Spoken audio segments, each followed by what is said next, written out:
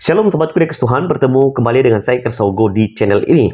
Bagaimana kabar kita semuanya? Semoga saudara-saudara sekalian yang sedang menyaksikan video ini tetap sehat-sehat saja ya. Amin. Ya teman-teman yang dikasih Tuhan, di kesempatan ini saya kembali lagi membahas video daripada Ustadz Abdul Somad. Sesudah kita mendengarkan Ustadz Abdul Somad ditolak atau tidak diizinkan masuk di negara Singapura, setelah itulah Ustadz Abdul Somad memberikan pernyataan. Dan pernyataan yang akan kita dengarkan dalam video ini menurut saya adalah pernyataan yang sangat tidak etis dan tidak elok dari Ustadz Abdul Somad ya. Mungkin karena Ustadz Abdul Somad tidak terima saat dia ditolak, tidak diizinkan masuk di negara Singapura. Seperti apa pernyataan daripada Ustadz Abdul Somad? Mari kita dengarkan bersama-sama. Dalam ruangan waktu itu, apa yang terpikir oleh saya? Terpikir saya negaranya ini kan kecil aja. Kencing kita sama-sama di Indonesia ini diarahkan pipanya itu tenggelam dia. Kok sombong kali dia gitu. Padahal dulu diserang sama Demak. Coba aja bagaimana Temasik itu diserang sama Demak. Tunggang langgang. Itulah. Mereka ini kan sebetulnya pendatang dulu. Datang dia, tak bisa makan dia di negerinya sana. Datang dia ke situ, pakai peci, pakai baju, ada gambarnya pendiri negara itu. Habis itu dia berkuasa, sebetulnya wilayah kita itu, wilayah kerajaan Melayu itu. Johor, Siak, tapi karena kita tak punya kekuasaan, itulah sepelenya mereka. Ini memang intinya kekuasaan. Tapi nanti insya Allah sampai masanya, mungkin di zaman cucu-cucu kita berkuasa balik, orang Melayu ini mesti direbut negeri itu balik, biar tahu rasa dia. Oke teman-teman yang dikasih Tuhan, demikianlah cuplikan video dari Ustadz Abdul Somad. Sesudah ini kita akan mendengarkan tanggapan dari Dr. Deki terkait dengan pernyataan yang disampaikan oleh Ustadz Abdul Somad ini. Jadi teman-teman, secara singkat saja Ustadz Abdul Somad mengatakan bahwa negara Singapura ini adalah negara yang kecil, tapi mereka sangat sombong. Ya, nah itulah sebabnya Ustadz Abdul Somad mengatakan kalau seandainya kita kencing saja, orang Indonesia kencing saja lalu pipanya diarahkan ke negara Singapura, maka negara tersebut pasti akan tenggelam. Saya sangat paham bahwa ketika Ustadz Abdul Somad mengatakan demikian, mungkin karena dia kesal, jengkel, karena tidak diterima dan tidak diizinkan masuk di negara Singapura ini.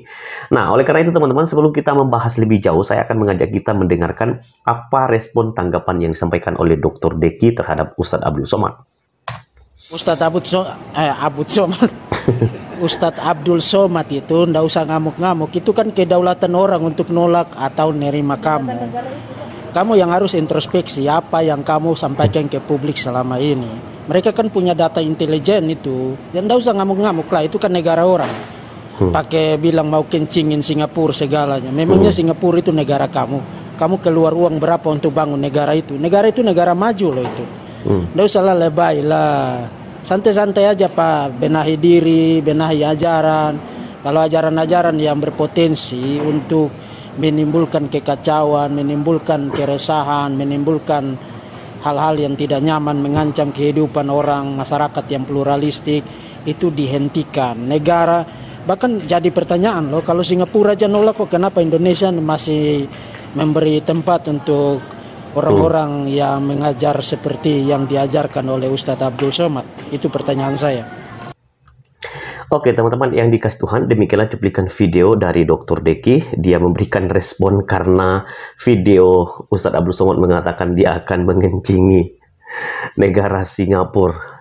Nah, Dr. Deki mengatakan itu kan kedaulatan daripada negara Singapura. Ya, mereka tidak mau ada orang-orang yang ya berpotensi untuk mengacaukan, bahkan mengajarkan, mengajak, dan berceramah dengan mengadu domba. Itulah sebabnya negara Singapura tersebut melarang Ustadz Abdul Somad ya.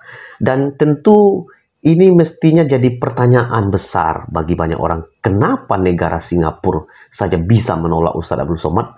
Kok negara Indonesia masih saja memberikan ruang kepada orang-orang tersebut ya? Nah, itulah yang ditanyakan oleh Dr. Deki di akhir cuplikan videonya. Nah teman-teman, saya sangat setuju dengan apa yang dikatakan oleh Dr. Deki. Justru ketika Pak Ustadz Abdul Somad ditolak di negara Singapura, Seharusnya yang harus dilakukan adalah berbenah diri ya, introspeksi diri ya, melihat apakah selama ini saya sudah menjadi seorang ustadz penceramah yang baik, yang membangun iman, mempersatukan orang lain, dan juga menghormati orang lain, dan tidak memecah belah. Nah, ini yang harus dipikirkan, harus introspeksi diri. Jangan merasa diri paling benar dan membela diri karena ditolak dan mengungkapkan pernyataan-pernyataan yang tidak elok sebetulnya. Bagaimana mungkin kita mau kencing di negara Singapura, itu kan pernyataan yang tidak elok ya. Dan kemudian tidak hanya introspeksi diri ya, selain berbenah diri, berbenah juga terhadap ajarannya. Selama ini ajaran Ustadz Abdul Somad mungkin membuat sesuatu yang tidak elok, tidak baik, memberikan ajaran-ajaran yang sangat keras, radikal, sehingga membuat hubungan kita antara satu dengan yang lainnya semakin tidak baik ya. Dan yang selanjutnya, Ustadz Abdul Somad dengan kejadian ini ya, tidak boleh lagi menghina orang ya, tidak boleh lagi merendahkan agama orang lain, bahkan menghina kepercayaan orang lain, mengejek-ejek orang lain, dan mengatakan orang lain itu kafir dan berbagai-bagai macam yang lain. Karena itu tidak baik dan tidak elok, apalagi kita seorang penceramah. Ya lebih baik kita memberikan ceramah yang meneduhkan, yang membangun, mendidik, menghasilkan karakter yang baik, supaya kita saling menghormati, saling membangun. Itu yang penting ya. Dan saya percaya manusia ini Tuhan tempatkan di tengah dunia ini, itu bukan suatu kebetulan. Ada maksud tujuan daripada Tuhan ya, supaya kita saling melengkapi dan juga saling mendukung, saling mendoakan, dan tentu supaya kita boleh saling belajar, supaya kita menemukan kebenaran yang sejati ya. Dan kita tidak boleh lupa, setiap apa yang dilakukan oleh manusia itu ada hukum tabur tuainya. Kalau engkau menabur yang baik, maka engkau akan menuai yang baik. Kalau engkau menabur yang jahat, maka engkau akan menuai yang jahat. Begitu seterusnya ya. Dan saya percaya Tuhan tidak tidur ya. Alkitab mencatat mata Tuhan ada di segala tempat, mengawasi orang baik dan orang jahat. Dia tidak pernah tertidur, dia tidak pernah menutup mata. Dia akan membalas sesuai dengan perbuatan orang masing-masing. Karena itu saya sangat kagum dengan apa yang tertulis di dalam Alkitab, teman-teman. Di dalam Matius pasal 7 ayat yang ke-12 mengatakan, segala sesuatu yang kamu kehendaki supaya orang perbuat kepadamu, perbuatlah demikian juga kepada mereka. Kalau engkau ingin supaya orang menghormati engkau, maka engkau harus belajar menghormati. Kalau engkau ingin diterima, maka terima orang lain.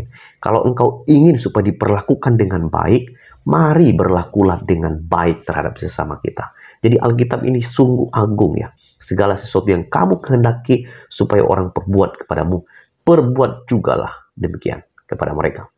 Jadi ini adalah ayat yang penting untuk dipikirkan, dan ini hanya ada dalam Alkitab. Ajaran kebenaran dalam Alkitab itu patut diteladani dan dicontoh. Itulah sebabnya orang-orang Kristen belajar untuk menjadi teladan bagi banyak orang. Kita tidak ingin supaya kita menjadi batu sandungan bagi banyak orang. Kristus memberikan perintah kepada setiap orang percaya supaya pada waktu berada di tengah dunia ini, kita harus menjadi garam, menjadi terang, menjadi murid Kristus yang menjadi berkat bagi banyak orang.